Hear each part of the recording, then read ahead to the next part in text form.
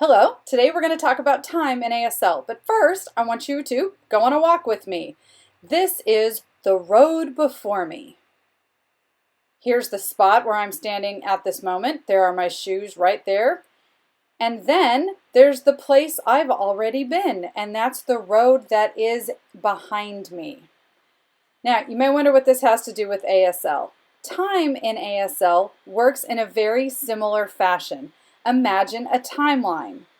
The past is behind us, the present is where we are currently, and the future is ahead of us, just like me walking on the road.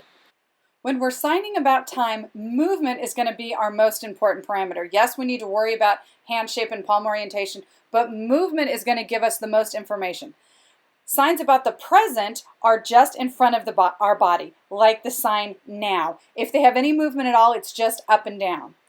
Signs about the past are going to move backward behind the body. Just like me on my walk, that's where I'd already been. It's behind me. The future, those signs move forward because that's the road ahead of me. They're going to move away from my body to the front. This doesn't always hold true, but for the most part, the further away the sign moves from your body, the longer the amount of time. So tomorrow is only 24 or even 12 hours away, so it has a little movement where many, many years from now into the future, someday has lots of movement. Here's a graphic from your textbook where Priscilla's sort of showing you where the signs for the past, present, and future are going to be in relation to your body. We also have a concept called temporal incorporation. Now, we learned about incorporation before when we learned about negative incorporation, right? That's where we could change the movement of the sign away from the body to make it mean negative. Well, here we can change the movement of the sign to show time. Our hand shape and our palm orientation are going to tell us what kind of time measurement we're talking about. Weeks, month, year, and then the movement can tell us if it's past, present, or future. So we can actually combine them and use one sign to show both concepts. And I'll give you some examples of that here. So I can sign the word week, and I can sign past week, or I can combine the two together and sign last week, or next week, or just together next week. I can do the same thing with month. I can sign last month, or I can put them together and sign last month, or next month, or as one sign, next month. I can even do it with year. I can sign past year, or I can sign last year, and I can sign next year or future year, or I can just sign next year. Right now we're going to talk about signs about the past. So all of them are going to move backwards this way behind us because that's what makes them about the past. A long time ago is going to have a lot of movement since there's a lot of time since this happened. Long ago. We can't reach very far behind us, so we're going to make circles with our hands because it's so far that we can't reach all the way back as far as it's going to go. So circles, a long time ago. And when I say a long time ago, that can be a long time ago when dinosaurs walked the earth, or that can be a long time ago like when I was 5. So, I mean, that's a relative term, right? But it's still going to have those backwards movements. In the past is just a very vague term, so it's just kind of a wave behind you in the past, before. It's already happened.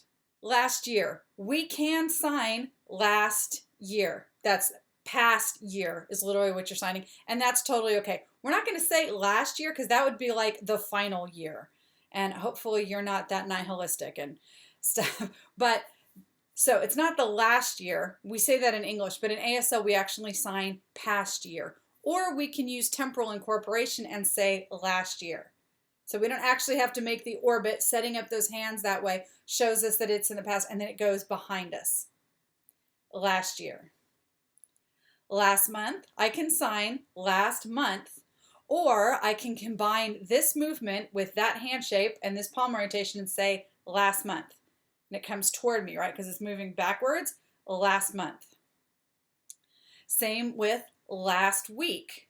That's totally acceptable to sign past week or last week. It all becomes one big movement, last week. We've already learned the sign yesterday, and if some of you struggled with remembering what's yesterday and what's tomorrow, this is easy. It's moving behind you. We've already been there. Yesterday. And the last one, recently. It's an X hand shape, palm in, right to the side of your mouth, and it just it barely moves because it just happened. And that's another translation of that sign, like it just happened recently.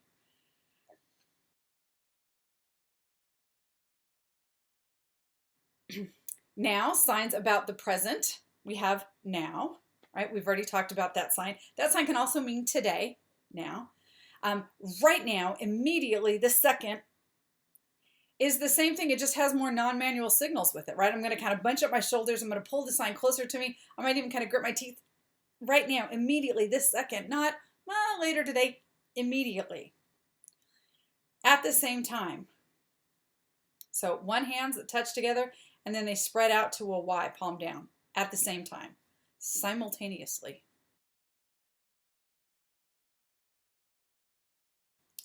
And now we're talking about signs in the future. So again, all of these are going to move forward ahead of us. So the first one, of course, had to break the rules. Soon.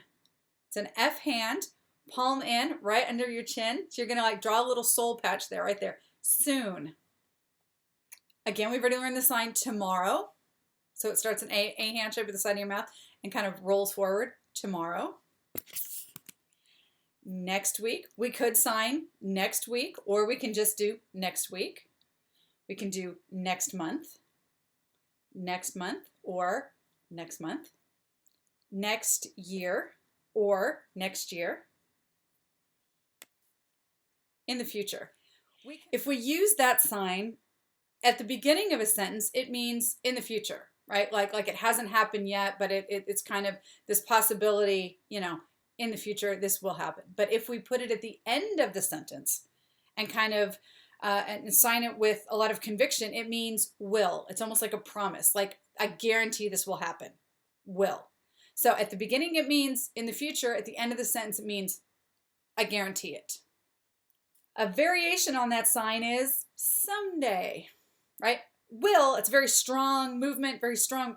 This fingers wiggle, it kind of goes out there like, oh, someday I want to have kids, but oh, right now I'm too young, right? Someday, maybe, right? It's kind of the opposite of this one. And last we have always. One hand, palm in, make circles because it never stops.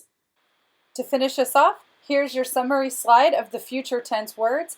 And remember, most of these signs, most of the time, are going to go at the very front of your sentence to let your audience know when everything is taking place. So you'll have plenty of opportunities to use these. Happy signing!